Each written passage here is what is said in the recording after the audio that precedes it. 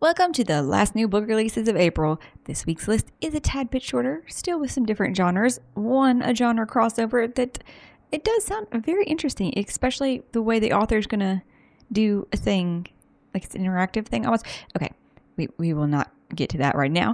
I'm Morgan. If this is your first time here, I hope you find a book that you like and you'll come back for more videos. Now let's go ahead and get started. Starting in fantasy, we have Relics of Ruin by Aaron M. Evans. This is book 2 in the Books of the Usurper trilogy. The first one started with Empire of Exiles. 23 years ago, a duke with a grudge led a ruthless coup against the Empire of Semelia, killing thousands. He failed. The duke was executed. A terrifyingly powerful sorcerer was imprisoned, and an unwilling princess disappeared. The empire moved on. Now, when Quinn, an apprentice scribe, arrives in the capital city, he believes he's on a simple errand for another pompous noble. Fetch ancient artifacts from a magical imperial archives. But these aren't just any artifacts. These are the instruments of revolution, the banners under which the Duke led his coup. Our next one is a fantasy mystery that comes with an interactive, not quite tarot deck. It is a new thing. It's called Legacy of the Witch by Kirsten Weiss. All April wants is to start over after her husband's sudden death. She's conjuring a new path, finally getting her degree and planning her new business in bucolic Pennsylvania Dutch country. Joining an online mystery school seems like harmless fun. But when a murdered man leaves her a cryptic message, she catches glimpses of another reality she's unwilling to acknowledge. A reality where bygone enchantments cast cryptic shadows and the present brims with unanswered questions. Our mystery for this week is Every Time I Go on Vacation, Somebody Dies by Catherine Mack. 10 days, 8 suspects, 6 cities, 5 authors, 3 bodies, 1 trip to die for. Introducing best-selling fictional author Eleanor Dash on her Italian book tour that turns into a real-life murder mystery as her life starts to imitate the world in her books. All that best-selling author Eleanor Dash wants is to get through her book tour in Italy and kill off her main character, Connor Smith, in the next in her vacation mystery series. Is that too much to ask for? I don't want to read too much else of the description. It just sounds very fun. Not quite a cozy. I'm shaking the camera. A thriller for this week is Home is Where the Bodies Are by Geneva Rose. When the past unexpectedly comes back, it's up to 3 siblings to decide what happens next. While going through their parents' belongings, the siblings stumble upon a collection of home videos and decide to revisit those happier memories. However, the nostalgia is cut short when one of the VHS tapes reveals a night back in 1999 that none of them have any recollection of. On screen, their father appears covered in blood. What follows is a dead body and a pact between their parents to get rid of it before the video abruptly ends. Moving into YA fantasy, our first book up is the conclusion of the Kingdom of Three duology. This is Sound the Gong by Joan He. The first book, Strike the Zither, was a reimagining of the classic Chinese tale of the Three Kingdoms.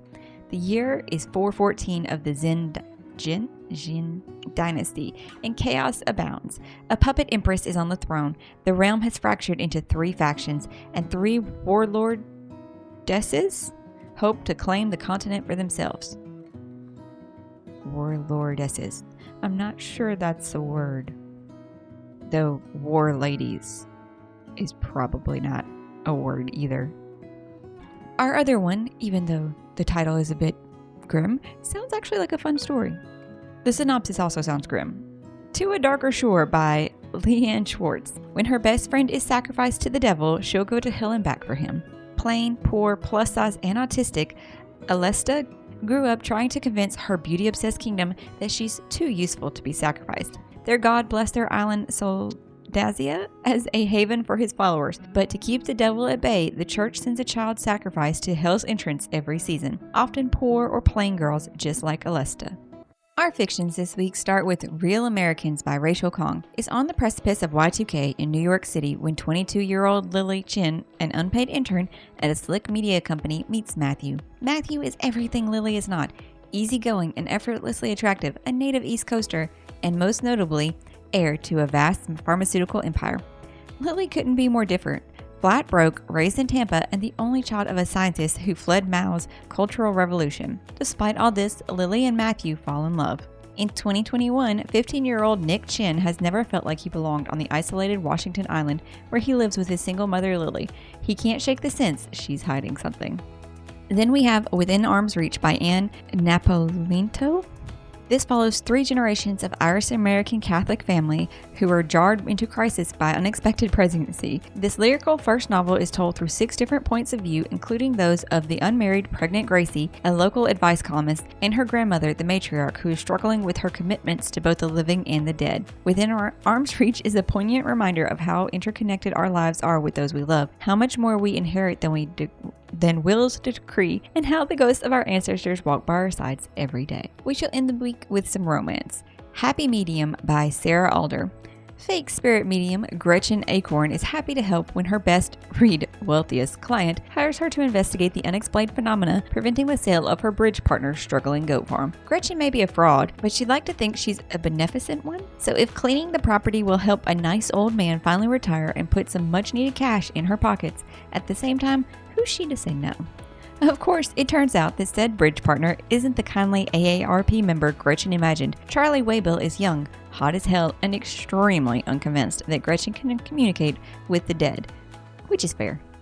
And lastly, we have King of Sloth by Anna Huang. This is book 4 in her Kings of Sin series. It is following Xavier Castillo, who is supposed to be charming, easygoing, and rich beyond belief, but he has no interest in running his family's empire to his father's ultimate dismay. This has not stopped women from throwing themselves at him unless the woman in question is his publicist. And this is going to be a forced proximity romance. That's all for this week's list. I hope you found something new that you want to pick up, or if I did forget to mention one that you know of coming out, please drop it in the comments down below so we can all find out about it. If you enjoyed this video, make sure you subscribe so you can come back every week to get more books for your TBR. I hope you're finding something awesome to read today, and I'll see you in the next one.